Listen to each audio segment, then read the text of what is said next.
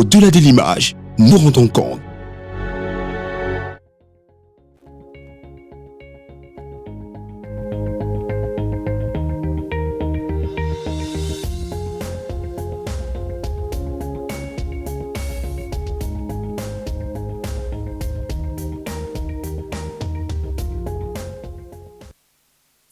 Eh bien, bon vendredi à tous, madame, messieurs, bonjour et bienvenue à cette autre édition de la revue de Grande Une avec la presse que vous aurez à lire, disponible en kiosque ce matin. La nouvelle expression parle de comité exécutif, jour de vérité pour aussi, c'est le grand titre du journal ce matin, mais le numéro de ce jour explique simplement que cette instance du Social Democratic Front va se réunir demain à Yaoundé avec un point très attendu à l'ordre du jour, à savoir l'examen du dossier de la lourde sanction que le comité exécutif du littoral a prononcé à l'endroit du vice-président, lequel est donc resté ferme dans son interview à Jeune Afrique. Donc on le constate d'ailleurs ce matin dans le dossier de la page 2 à la page 3 de la nouvelle expression, qui parle également de la crise dans le nord-ouest et sud-ouest. Penka Michel submergé, sur le titre proposé également en page 5, Unité nationale, l'exemple de la République centrafricaine, à lire également en page 11 du journal. Hygiène intime, rendez-vous les femmes. Donc on le constate aussi dans le journal ce matin.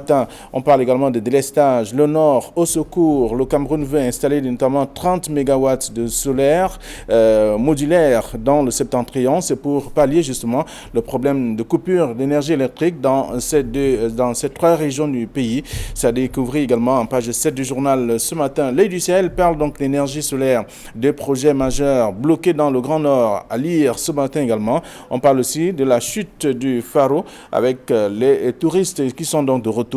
Et on s'intéresse également à Garoua, où on parle notamment des retraités de la SICAM qui réclament leur pension. En page 6 du journal ce matin également, autant d'informations à découvrir dans la presse disponible en kiosque, surtout comme le Messager qui parle du Covid-19 et Minresi, ministère de la Recherche scientifique et de l'Innovation, la vraie fausse affaire des non-vaccinés. C'est le titre proposé par le journal.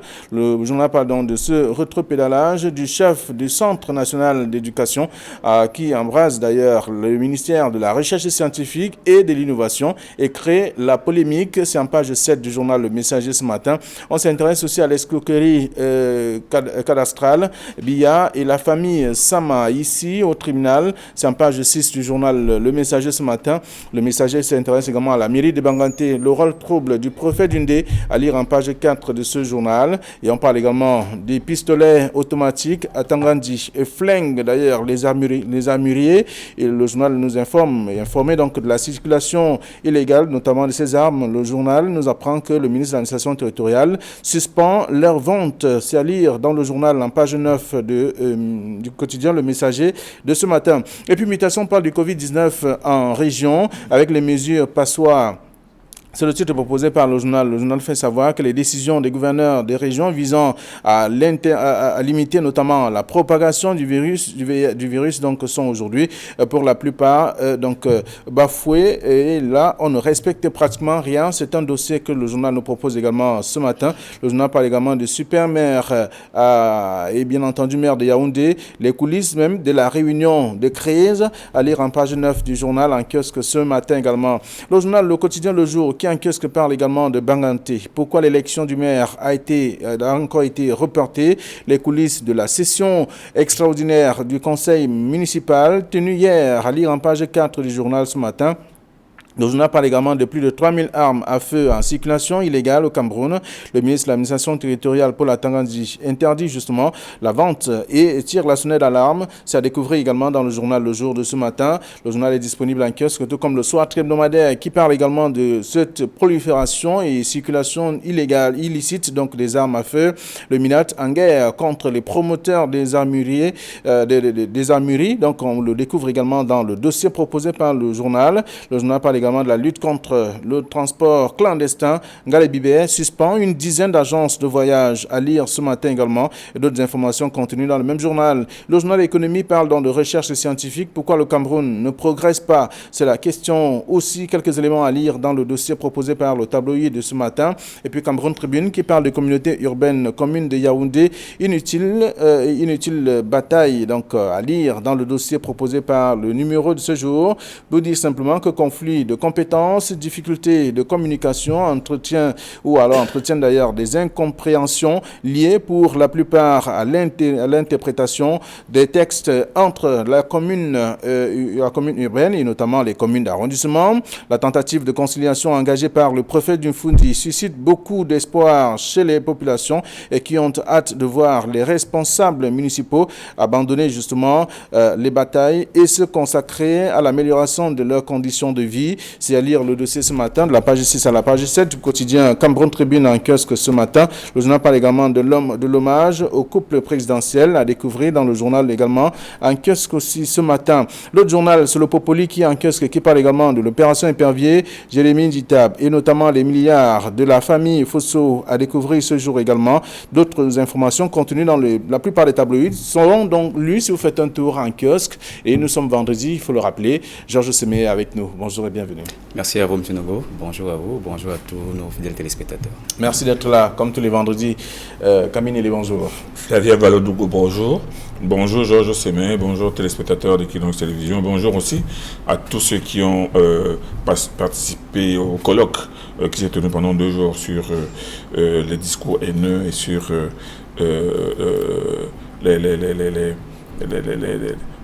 l'incitation à la haine que l'on rencontre aussi bien dans les réseaux sociaux, dans les conversations que sur toutes sortes de supports. Nous osons seulement espérer que, au-delà de toutes les contributions de ceux qui ont animé ce colloque, des choses beaucoup plus concrètes vont être faites pour lutter franchement contre ces risques qui portent lourdement atteinte non seulement à l'unité nationale mais aussi à la paix et à l'unité. Voilà, donc on va commencer ce matin par le messager qui s'intéresse, qui parle de Covid-19 et donc le MINRESI, le ministère de la Recherche scientifique et de l'Innovation. Le journal nous apprend qu'il y a la vraie fausse affaire des non-vaccinés. Et là, on parle notamment de ce chef de centre qui a réussi à créer la polémique au sein de ce département ministériel. Alors, la une du messager est en rapport avec une unité qui est sous la tutelle administrative du ministère de la Recherche scientifique et de l'Innovation, mais ça traduit quand même de toute la psychose autour de la question vaccinale que nous avons déjà eu à épiloguer sur ce plateau. Alors, cette fois-ci, nos confrères du messager nous disent que cette unité, le Centre national d'éducation qui est placé sous le MINRESI, le responsable de cette unité a pris une décision selon laquelle toute personne, avant d'accéder au sein de cette unité, devrait présenter un certificat vaccinal. Donc, ça traduit de ce que il y a une obligation de se vacciner avant d'intégrer ce service public. Je pense que c'était complètement en porte-à-faux avec la démarche qui est engagée aujourd'hui par les autorités camerounaises, la République, le ministre de la Santé et la responsable même de ce ministère qui a tout de suite rappelé à l'ordre cette personne en disant qu'elle n'a pas donné d'instructions, ni le gouvernement n'a donné des instructions pour imposer ou alors pour établir l'obligation d'un vaccin dans quelques services publics que ce soit. Donc, le discours de l'État est constant. Le vaccin n'est pas encore obligatoire et il était très malvenu pour ces responsables d'indiquer qu'avant d'accéder à ce service public, il fallait obligatoirement présenter un certificat vaccinal. C'est la raison pour laquelle nos confrères du messager se sont penchés sur ce couac administratif en indiquant qu'il y a une vraie fausse affaire du vaccin dans cette unité. Alors, ça fait problème véritablement au sein de ce département ministériel. Le personnel est en ébullition en ce moment. Mais il n'y a pas que le personnel, il y a le public aussi qui a plongé le temps que cette circulaire fasse le tour, qui a plongé dans une psychose en se disant que pour avoir accès à ce service, il fallait absolument présenter patte blanche et un certificat vaccinal. Alors que le gouvernement n'a jamais imposé le vaccin, le gouvernement n'a jamais dit que le vaccin est obligatoire. C'est pour cela que le ministre de la Recherche scientifique a vite réagi. Et le messager fait bien de titrer vraie fausse affaire. C'est une vraie affaire dans la mesure où on se retrouve dans une situation de zèle intempestif d'un cadre du ministère, mais c'est aussi une fausse affaire, fausse alors, entre guillemets, dans la mesure où elle est vraiment sans intérêt. Et voilà, donc c'est le sujet c'est la grande une d'ailleurs du quotidien Le Messager ce matin. D'autres tabloïds se sont aussi intéressés à cette même actualité. Et en même temps, il y a autre chose qui fait le tour de la presse. On parle de ces pistolets automatiques. C'est Le Messager qui cite ici, à Tangandi flingue les armuriers. Et là, on lit le sujet ce matin dans le quotidien Le Messager. D'autres tabloïds ont également trouvé des titres pour notamment parler de cette affaire. Plus de 3000 armes à feu en circulation illégale au Cameroun. c'est le quotidien Le Jour. Et le journal Le Soir hebdomadaire parle du MINAT en guerre contre le promoteur des armureries. Alors, 3000 armes qui seraient en circulation illégale. Je sais très bien que le doyen n'a pas toujours aimé ces titres qui sont quelquefois brandis par nos confrères. Mais cette fois-ci, c'est quand même le responsable en chef de cette administration qui a dévoilé ces chiffres. 3000, c'est beaucoup parce qu'il a fait le décompte et il s'est rendu compte que les autorisations que lui-même il a délivrées étaient en porte-à-faux avec le nombre d'armes qui circulaient sur le territoire camerounais. Il a donc rencontré les responsables des armureries du Cameroun avec lesquels il a employé un ton extrêmement dur parce que on ne comprenait pas pourquoi il y aurait autant d'armes en circulation alors que il y a des autorisations qui seraient en deçà même de la réglementation. Il faut dire que le nouveau régime général des armes et des munitions du Cameroun date de 2016 et malheureusement il est foulé aux pieds.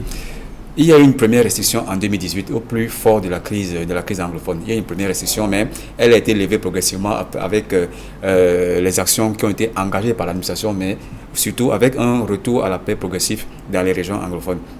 Mais on se rend compte que malheureusement cette activité s'est développée et il faut quand même rappeler que ça ne concernait que les 2 régions anglophones, parce que en ce qui concerne les 8 régions francophones, l'interdiction avait été levée, mais avec la décision d'hier, toutes les régions du Cameroun sont désormais concernées en ce qui concerne les armes légères, ce qu'on appelle pistolets automatiques.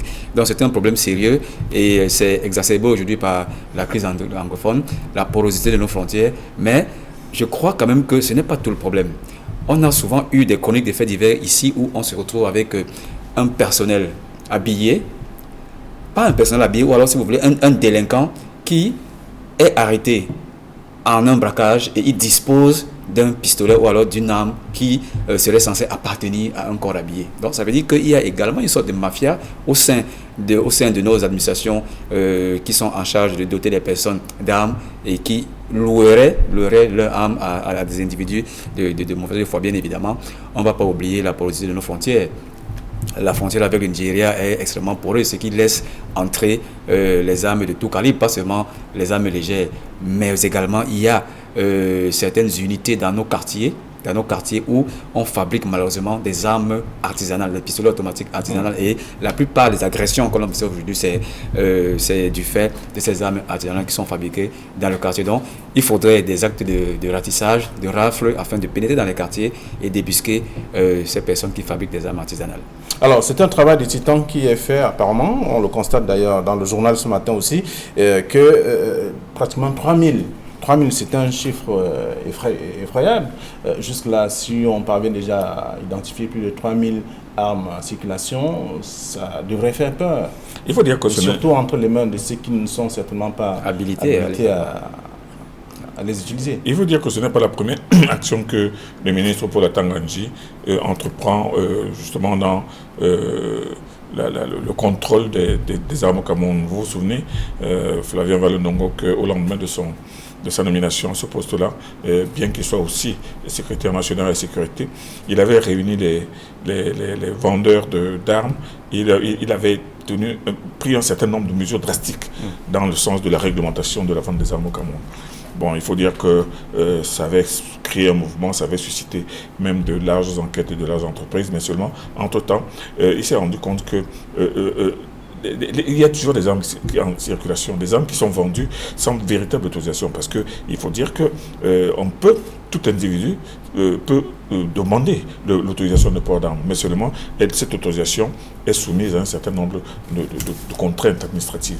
Bon, alors il y a des personnes qui ont demandé l'autorisation non seulement peut-être de l'achat d'un fusil calibre 12 et même d'un pistolet, mais seulement il n'y a pas que ces pistolets, parce qu'il y a aussi dans le commerce ce qu'on appelle des armes de 6e catégorie. C'est-à-dire que quand vous en voyez souvent, par exemple quand on arrête de bandits, vous voyez un pistolet de marque Famas, par exemple. Non, Famas c'est les vraies armes. Beretta c'est les vraies armes. Mais il y a par exemple Valtro. Valtro, ce n'est pas une arme utilisée, une arme de guerre, c'est plutôt une arme de 6e catégorie qui utilise des grenailles. Donc il y a beaucoup de catégories, beaucoup de marques de ces armes qui ne sont pas des armes absolument létales. C'est-à-dire on ne peut pas tirer sur vous en mourrez tout de suite, mais elles produisent non seulement du bruit, elles produisent des blessures, mais elles ne sont pas létales. Bon, et ces armes-là justement sont en vente libre, mais nécessitent quand même une autorisation. Et ce qui se passe la plupart du temps, c'est que quand on va dans ces armureries, on obtient ces armureries, le vendeur vous donne une autorisation, une facture en disant que vous êtes autorisé. Mais est-ce qu'il a donc répercuté votre identité au niveau des autorités administratives? Il ne le fait pas souvent. C'est pour ça que le ministre Paul Atanga dit, conscient de cette situation, qui est quand même assez préoccupante, parce que quand un bonhomme se tient devant moi avec un pistolet Valtro, vous ne pouvez pas faire la différence entre un pistolet Valtro et un Browning. Ils ont la même forme, ils ont la même couleur, ils ont la même frayeur, et même s'ils tirent en l'air, ils ont le même bruit. Donc le ministre Atangandi a décidé, non seulement d'aller en guerre, de réglementer la vente de ces armes, aussi bien des armes de guerre que des armes dissuasives, mais aussi d'avoir le contrôle de l'identité. Pourquoi? Parce que si par exemple on interpelle un individu avec une arme Valtro, on va retrouver à partir de son numéro, à partir de ses références, la personne qui a vendu ou elle a vendu.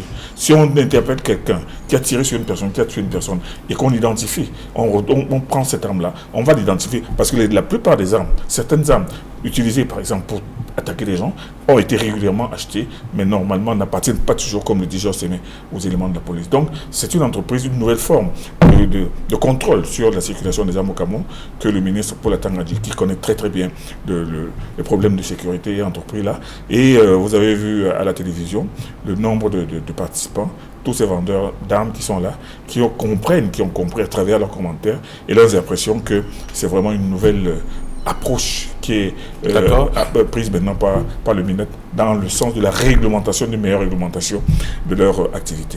Ok, alors donc on peut lire le traitement de cette autre actualité à travers les tabloïds de ce matin, le Messager, bien entendu, le quotidien Le Jour, également le journal Le Soir hebdomadaire, qui parle aussi de la lutte contre le transport clandestin, Galabibé, qui suspend une dizaine d'agences de voyage. Oui, c'est une autre grande décision prise par le ministre des Transports.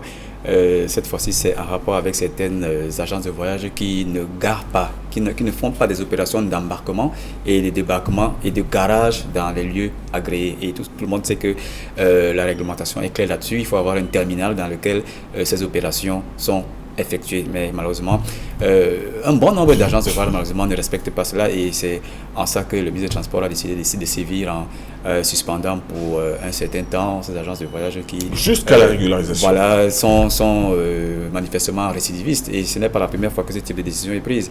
On a vu la suspension d'autres agences de voyage, pas sur le fait que je viens de signaler, mais sur d'autres faits qui portent par exemple à la surcharge, ou alors à des voyages clandestins, etc., etc. Donc, ça participe de l'assainissement de ce milieu qui est infesté, il faut le dire, de personnes irresponsables, et ça se vérifie d'ailleurs sur le nombre de morts que nous enregistrons régulièrement à travers les corridors routiers de notre pays lors des voyages.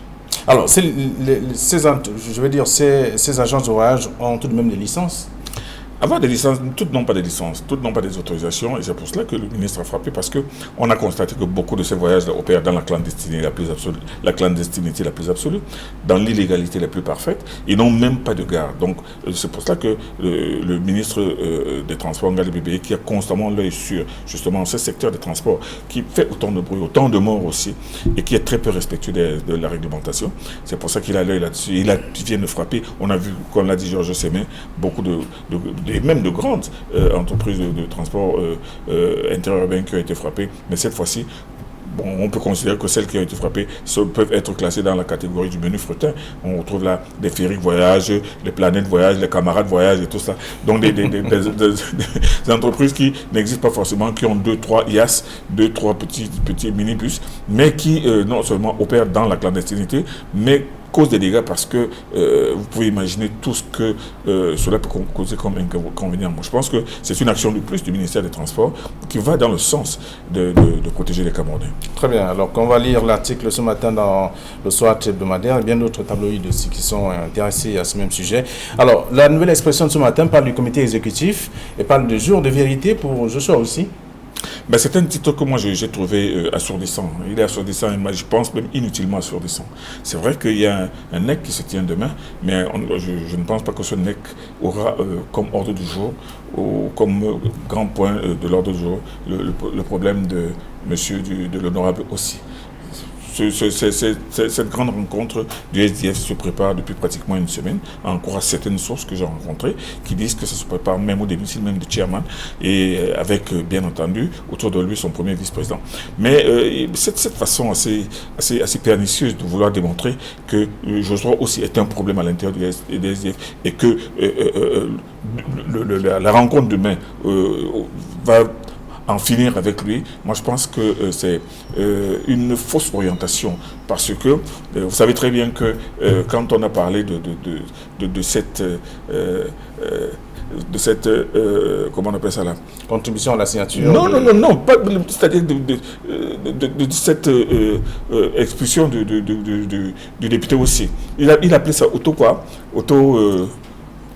auto-exclusion. Auto-exclusion. Hein? Auto-exclusion. On n'a jamais vu ça, et moi je pense que c'est une décision qui a été prise de manière un peu trop fracassante. Mais une chose est certaine, en croire certains hauts cadres du SDF que j'ai rencontrés depuis quelques jours, le problème de l'eau aussi peut-être même ne sera même pas évoqué. Et il faudrait aussi qu'on en finisse un peu avec cette propension qu'ont certains journalistes à présenter aussi comme étant un traître au SDF, ou comme quelqu'un qui aurait trahi le SDF, tout simplement parce qu'il a signé une pétition initiée par des députés de l'Assemblée nationale pour éclairer et les parlementaires américains et le peuple américain sur la réalité de ces Camerounais qui vivent aux États-Unis, mais qui alimentent la violence au Cameroun. Et moi, je ne pense pas que ce soit une mauvaise chose que de le dénoncer et de le dire, parce que les Américains, eux, qui ne connaissent pas la réalité du terrain, sont constamment intoxiqués par des faux rapports qui présentent plutôt l'armée camerounaise comme une armée qui est criminelle. Donc, moi, et c'est pour ça que je sois aussi, dans une interview qu'il a accordée à Jeune Afrique, d'ailleurs qui a été publiée par la Nouvelle Expression, il dit que même s'il fallait le refaire, il referait signerait de nouveau cette pétition, parce qu'elle était importante et elle était dans le sens de clarifier, de mieux informer et les parlementaires américains et le peuple américain sur la réalité criminelle du Cameroun. Alors, donc le journal nous apprend ce matin que lors de cette instance, ou alors la tenue de ce comité exécutif, l'un des points importants à l'ordre du jour, c'est donc l'examen du dossier de la lourde sanction que le comité exécutif du littoral a prononcé donc à l'endroit du vice-président du Social-Démocratie Front. Au-delà des déclarations du doyen sur l'opportunité de ce point inscrit à l'ordre du jour, alors sur sa valeur même à être discutée au sein du comité exécutif, il y a un autre problème. Celui de ce que le jour de vérité peut également être pour le représentant régional du SDF pour le littoral. Donc, rien ne dit qu'il est blanc comme neige dans cette affaire. Donc je crois que la Nouvelle Expression a choisi un angle pour poser sur la table le malaise au sein d'abord du SDF dans le cadre de cette guerre de leadership et de succession au sein de ce parti, mais également au sein de la représentation régionale de ce parti dans le littoral, parce que manifestement on se rend compte qu'il y a des conflits d'intérêts, des positionnements de personnes, etc., qui éclaboussent malheureusement le fonctionnement de ce parti. Donc ce n'est que cela, c'est important, mais il y aura d'autres points très intéressants, plus intéressant que celui-ci inscrit à l'ordre du jour. Par exemple, nous sommes tous d'accord que il y a plusieurs chefs votés. C'est le seul cadre pour parler des problèmes du parti. Effectivement, et vous avez raison, chaque fois que le NEC siège, vous le savez, tout comme moi Flavien, que chaque fois que le NEC siège, c'est quasiment toute la République qui tremble, parce que on se rappelle de cette histoire du fameux article le 8.2, c'est ça? Le 8.2, voilà, qui terrorise complètement les militants. Article coupe-gorge. Voilà, et les responsables du SDF, mais qui est extrêmement suivi également par les autres formations politiques, notamment le RDPC. Donc c'est une session extrêmement importante, mais il y a d'autres points qui seront examinés. Par exemple, c'est cette démarche qui a été engagée par Elecam en ce qui concerne la révision du code électoral. Il y a par exemple la succession ou bien le renouvellement de la classe politique interne même au sein du SDF, mais surtout le repositionnement du SDF en tenant compte de sa perte de vitesse haut avec la crise anglophone. Donc, je pense que c'est un problème instituant SDF qui va être réglé certainement par le chairman. Et même la présence de Joshua aussi au sein de cette instance. Non, de cette de ces hommes politiques qui sont réunis tout récemment, justement, pour réfléchir et négocier sur la révision du code électoral. On a vu là-dedans, je suis ici. Est-ce qu'il représentait le SDF, représentait sa propre, sa seule et unique personne? Moi, je pense que c'est autant de sujets qui sont à l'ordre du jour, mais beaucoup de gens pensent que le SDF a beaucoup d'autres choses à fouetter que d'aller s'appesantir sur une décision prise de manière univoque par le représentant régional, le représentant régional qui, lui, donne une sanction à un représentant national, et de plus au vice-président du SDF. C'est-à-dire qu'il y a beaucoup de gens qui se posent encore des questions sur cette notion d'auto-exclusion qui n'existe certainement pas sur le plan juridique. De toute façon, les lecteurs vont lire ce que le journal a proposé ce matin. C'est un dossier de la page 2 à la page 3 parlant de ce comité exécutif avec ce jour de vérité pour aussi un mot sur la crise dans le nord-ouest et le sud-ouest, dans la nouvelle expression toujours. On parle de Penka Michel, qui est donc submergé. Plus de 3000 élèves fuyant la guerre ont envahi le lycée bilingue de cette localité. Alors, la région de l'Ouest subit les revers ou alors, si vous voulez, les contre-coups de la crise anglophone. On a noté il y a quelque temps des attaques dans certaines localités qui sont frontalières de l'Ouest au nord-ouest. Bota, Gali. Voilà, exactement, et avec des morts à la clé. Mais cette fois-ci, nos confrères de la nouvelle expression nous brandissent plutôt les réfugiés qui ont envahi la région de l'Ouest. Je crois que c'est un phénomène que l'on n'observe pas seulement à l'Ouest, le littoral en reçoit également, le centre, etc. Mais à l'Ouest, c'est particulier parce que l'offre en établissement scolaire n'est pas telle que celle qu'on voit dans les autres grandes villes que sont Douala et Yaoundé. Et donc, c'est un véritable casse-tête pour ces autorités qui cherchent des voies et moyens pour absorber ce nouveau flux d'élèves qui sortent des régions anglophones. Donc je pense que c'est plutôt le contre-courant, le revers que les autres régions du Cameroun vivent par rapport à la crise anglophone qui malheureusement continue de perdurer.